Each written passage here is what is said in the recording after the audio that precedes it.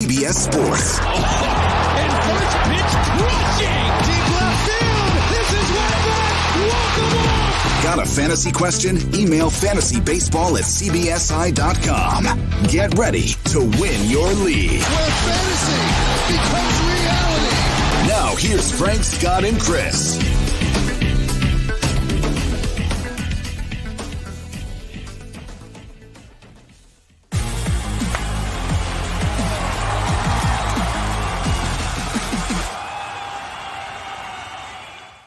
Welcome into an unfortunate emergency edition of Fantasy Baseball today on Tuesday, March 1st. I am Frank Stampfl, joined by Chris Towers, here to react to the breaking news. The MLB and the Players Association did not reach an agreement by today's 5 p.m. Eastern Time deadline, again on March 1st.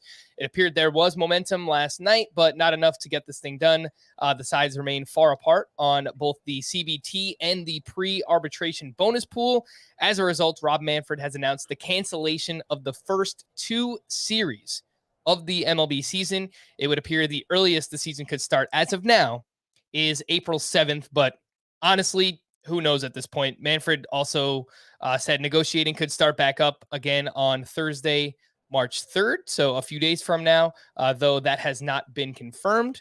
And let's be completely honest, man. We're not here to play politics or anything. This completely sucks. Obviously, a large majority of what we do, Chris, is based on a season, something happening, spring training, pitchers and catchers, the anticipation of a baseball season starting. And obviously now that is delayed. So, first and foremost, everything that's happened the past couple of years in baseball, it just completely sucks. And this is, another black eye on a long line of things that has happened in the sport the past couple of seasons. But what does it mean for fantasy baseball? That's why we're here, Chris. And I guess let's start with, one of the most obvious questions is, should you reschedule your draft? What are you thinking? What is your initial reaction when it comes to what this means for fantasy baseball? I wouldn't necessarily reschedule my draft yet, but that's mostly because ideally your home league draft should be scheduled as close to the start of the season as possible. And so this shouldn't change that all that much. Like, we're probably going to have 4 weeks of lead up time between whenever the season starts and when they come to an agreement. And so we'll have spring training and free agency and all that stuff within that 4-week period. So as long as you're within, 4 weeks of, I guess right now it would be like April 7th, I think is the first, would be the third series, would be that Thursday. So as long as you're within like March 10th, or later, I wouldn't really be thinking about rescheduling yet. And part of that is just that once you've ever agreed to on what day the draft is going to be, is a kind of a pain for anybody who's been a commissioner, and having to go through that process multiple times is just, that's no fun. And so if you already agreed on one, I say stick with it, at least for now, because right now all we've lost is roughly a week of games. It seems kind of silly that they're just canceling that, but I get that that's the hardline position the commissioner has to take. But as far as canceling or suspending your draft or postponing it, I wouldn't do it yet, unless it was supposed to be within like the next week or so.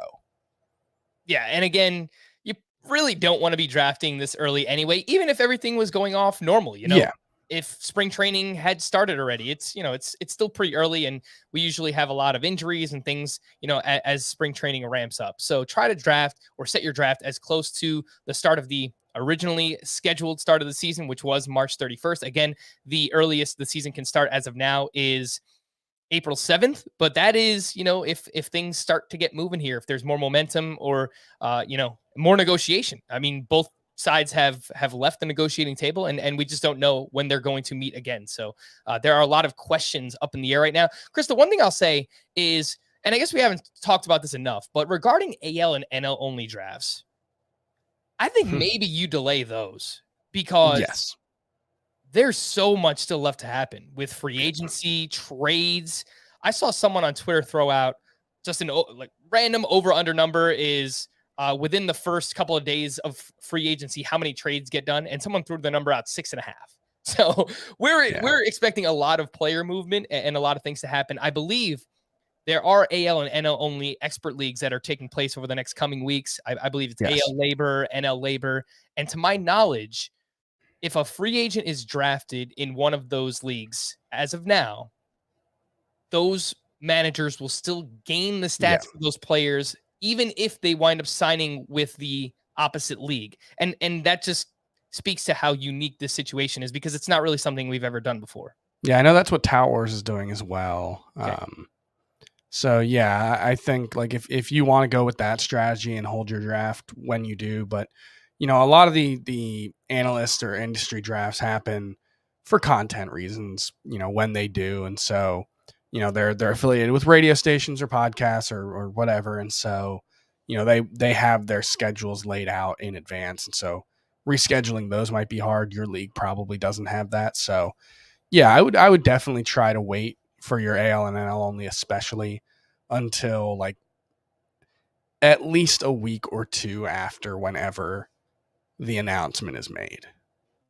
All right. Yeah. A few other things. I know Scott's writing an article, which will be up on the site soon. Again, cbssports.com/fantasy/baseball. And a few other things that he brings up, Chris, is not to give into peer pressure when it comes to drafting or overbidding on closers. So we've seen this happen in a lot of draft and hold formats, which again, those are very unique. There is no free agency. There is no trading throughout the course of those fantasy baseball leagues. So it makes sense why closers would be elevated in that format. However, we're kind of still seeing that in the Great Fantasy Baseball Invitational right now, even in Tout Wars leagues that are drafting right now, that closers are still being elevated. Scott says that you should fight or resist the urge to do that, because there's still going to be a lot of value once things are announced.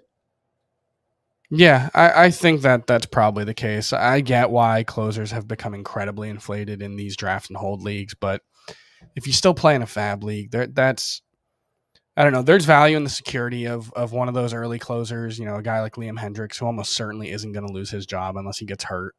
But otherwise, yeah, I don't think you want to push guys up your draft board just because, Dylan Floro might be the Marlins closer or something like that. You can be patient because you still have guys who are going to sign. Ian Kennedy's still out there, among others, who could end up. Kenny Jansen is still a free agent, so yeah, there's still.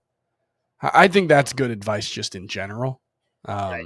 Don't follow the crowd in terms of paying up for closers, because I mean, if 25 closers get pushed up, half of those guys are going to lose their jobs at least. And I'm of the mindset, Chris, that as we see Kenley Jansen sign, if Craig Kimbrell's traded, if Ian Kennedy winds up somewhere, that's going to change the market, because there's not going to be as much of a demand for that mid-tier. And as a result, we're going to see those guys fall down a little bit. And we're going to start to see guys like Craig Kimbrell or Kenley Jansen, they're going to start to rise. So it's going to be like a meeting in the middle. And that's where you really want to take advantage. So again, even if you're drafting now, I get it. People still love fantasy, and drafting is one of the most fun parts of playing.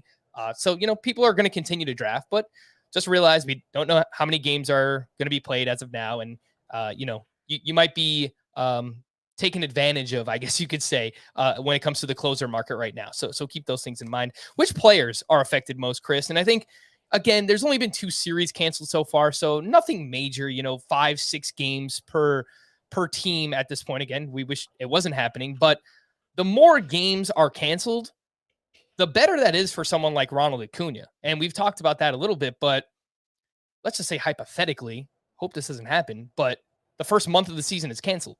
If Ronald Acuna was expected to return on May 1st anyway, and now he's returning for opening day, then he's not really missing any of the season, and he should probably still be like a top 3 or top 5 pick again in fantasy baseball. I think someone like Jacob deGrom and Adalberto Mondesi come to mind as well, because they have to stay healthy for a lesser portion of the season. Does that make sense? Yeah, I think Ronald Acuna is probably the one guy that stands out in terms of the fact that he is actively recovering from an injury currently, and we don't actually know when he's going to be back. I would say also you could maybe make a case for Lance McCullers and Zach Gallen, Justin Verlander, Mike Clevenger, Dinelson Lamet, guys who are coming back from injuries. But, for the most part, with the exception of McCullers among that group, those guys were all expected to be ready for opening day. Anyway, McCullers, we just don't really know at this point what the situation is. Steven Strasburg, I think, is kind of an interesting one. Yeah, I'm pretty pessimistic that he's going to be able to contribute anything. But yeah, there's a hope that he could, if it's pushed back a couple weeks, it could make it more likely that he's available to start the season. But yeah, generally speaking, it doesn't change too many guys' outlook in my eyes. I think it's mostly someone like Ronald Acuna who does benefit a little bit. And, he's already going inside of the top 12 in most leagues. So I think, I don't know how much change there is there. Maybe Mike Clevenger's also in that group. But yeah, for the most part, I think it's just the fewer games there are, the better that tends to be for players who have injury concerns or players who are coming back from injury, because there are fewer opportunities for them to get hurt. And there are fewer opportunities for the guys who stay healthy to rack up additional, edges on them in terms of playing time. So that's, I don't think we're at the point yet where that really matters or should really change anything about how you view players for the most part, because one series, we're talking about 6 games probably so far. So 2 series, I guess. So I wouldn't overthink it here. Yeah, it's minuscule as of now. I mean, it's something that could matter more depending on if more games are canceled, but we just don't know that as of now. So just keep that in mind. If we start to get into like weeks or months, unfortunately, then, someone like Ronald Acuna does gain more fantasy value this season. And Chris, last point I wanted to hit on, and this is really just me being a madman, so feel free to call me out if you want to, but I already started looking at the schedule to see which of these series are being canceled, right? And which pitchers are losing out on great matchups. Now, I realize this is just 1 or 2 of however many, 33, 32 starts throughout the course of the season, but I think it could matter probably more so for like the fringe guys, right? That we're like really depending on these strong matchups to help their ratios out. But like, for example, Garrett Cole was scheduled to face the Rangers, and these are not games that are going to be made up. These are canceled games. They are not happening. Adam Wainwright and Jack Flaherty, they miss a series against the Pirates, so they're not going to get that matchup. The Braves miss out on a 4-game series to open the season against the Marlins. So Max Fried and Charlie Morton, assuming he was going to be healthy. I mean, they're missing out on matchups already. So I know it's only 1 matchup, Chris, but this is already stuff that I've started to look at now. Yeah, I mean, looks like the Dodgers were going to open against the Rockies at home. So that is a loss for their pitchers.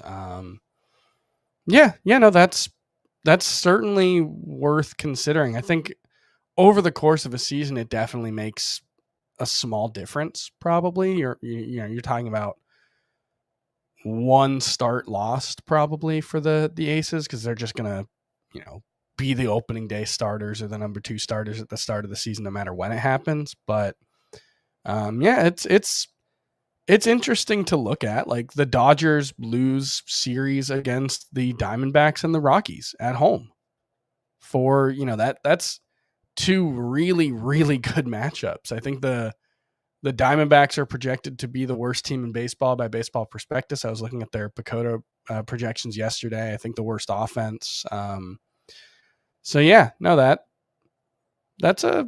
can be a tiebreaker. I'm not sure it should change your fundamental view of anyone, but if you were choosing between Max Scherzer and Walker Buehler, maybe you go with Scherzer because Buehler loses a series against both Arizona, presumably a start against both Arizona and the Rockies at home. Yeah. As somebody who has recently invested in both Adam Wainwright and Jack Flaherty, I think Flaherty, if he's healthy, he's probably going to be good regardless. But Wainwright, I mean, someone who pitches to contact, he probably needs all these matchups as he could possibly get. So, once this is the Pirates and Cubs. Yeah. Once we get into, the fringe pitchers again, I think that this is something that can actually affect them. So we're going to wrap there. The last thing that I'll say, again, this sucks that it's happening, and it might seem pointless for someone to continue prepping for fantasy baseball, but we're not going anywhere. We're going to continue with the same content schedule. We're going to put out, more than 5 podcasts per week. We'll still take your mailbag questions, fantasybaseball@cbsi.com. So I know right now there's a lot of anger, and I get it. And you might just want to quit and not continue prepping for fantasy baseball. But once they announce the season, things are going to ramp up very quickly. So I would encourage everyone to continue consuming this content and, continue staying ready because, things can really, flip on a dime here. So plus you like us.